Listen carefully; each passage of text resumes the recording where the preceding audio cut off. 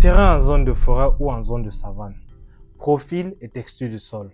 pH, capacité de rétention d'eau et de quoi te donner le tournis. Mais attends, faire une analyse de sol pour évaluer la structure et la fertilité d'une terre agricole doit être la première question dont tout agropreneur devrait se poser avant de lancer un projet agricole d'envergure. Dans cette vidéo, je vais t'apporter des éléments de réponse concrets afin de t'aider à y voir plus clair et faciliter le lancement de ton projet agricole. Alors, reste bien jusqu'à la fin. C'est your mind.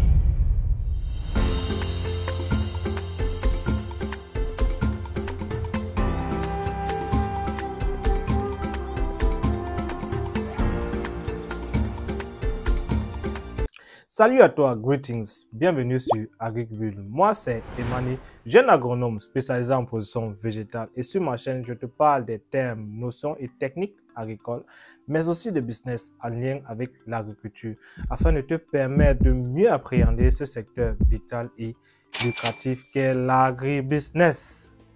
Après avoir publié quelques vidéos sur comment déterminer la nature de son sol, les liens en description, je me dois de t'interpeller sur une démarche à faire absolument si tu comptes faire de l'agriculture ton plan A. Il s'agit ici de faire analyser en laboratoire ton sol. Dans ce nouveau numéro, nous allons voir ensemble c'est quoi concrètement l'analyse de sol, pourquoi il est important et à la fin, quelques pistes de solutions pour le cas du Cameroun. L'analyse de sol permet de comprendre la structure et la fertilité de son sol grâce à certains paramètres les plus importants qui sont la texture, l'acidité, le profil organique et l'état minéral de ton terrain.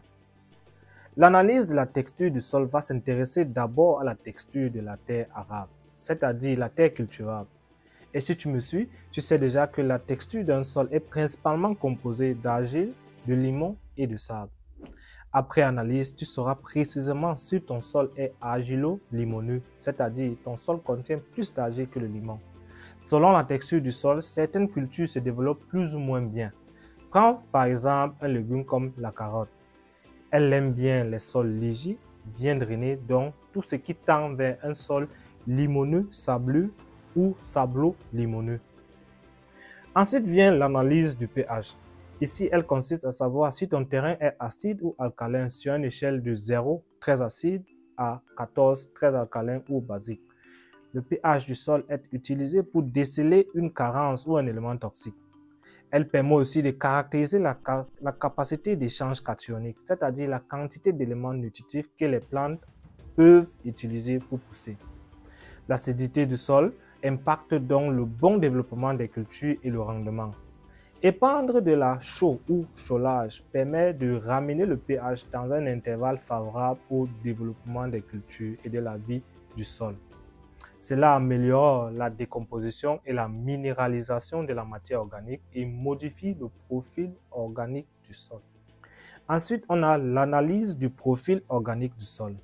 Les matières organiques des sols sont un pilier de la fertilité. Les matières organiques sont tout ce que l'on trouve dans la couche superficielle du sol de 0 à 30 cm et représentent environ 1 à 10% de la masse des sols. Son origine peut être végétale ou animale ou encore même microbienne. Le taux de matière organique est un élément de base permettant de piloter l'amendement.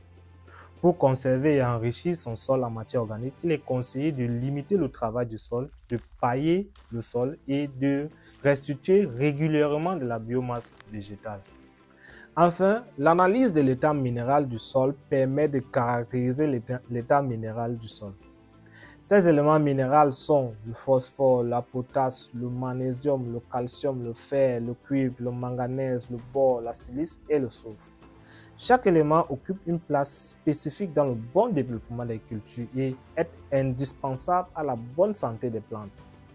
Une carence en un élément peut empêcher d'autres éléments, pourtant présents dans le sol, d'être disponibles pour la plante et la rendre malade. Il est important de bien connaître tous les éléments présents pour éviter les carences. Exemple, le soja est très sensible aux carences en fer et en manganèse. Le soufre est nécessaire à la synthèse des protéines. Le magnésium est un constituant essentiel de la chlorophylle permettant à la plante d'effectuer sa photosynthèse. Il faut rappeler que le prélèvement des échantillons peut être fait soit par le laboratoire consulté, un agronome, un ingénieur agronome ou l'agriculteur lui-même. Pourquoi faire l'analyse de sol, te demandes-tu?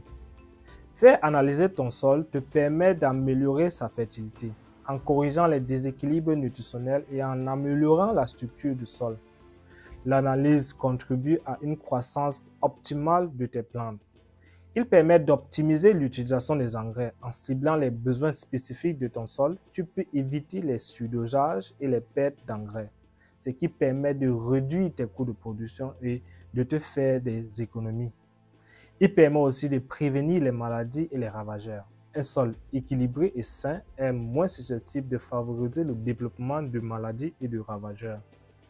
Il te permet également de gérer ton exploitation sur une plus longue durée, surtout quand on sait que l'agriculture est un investissement dans le temps. Si tu es au Cameroun et te poses la question de savoir où faire analyser ton sol, ceci n'est en aucun cas une pub, mais juste une démarche destinée à t'apporter quelques pistes de solutions. Il faut également savoir que certains laboratoires feront l'analyse de 2, 3 ou plus paramètres. Je vais juste les citer pour toi.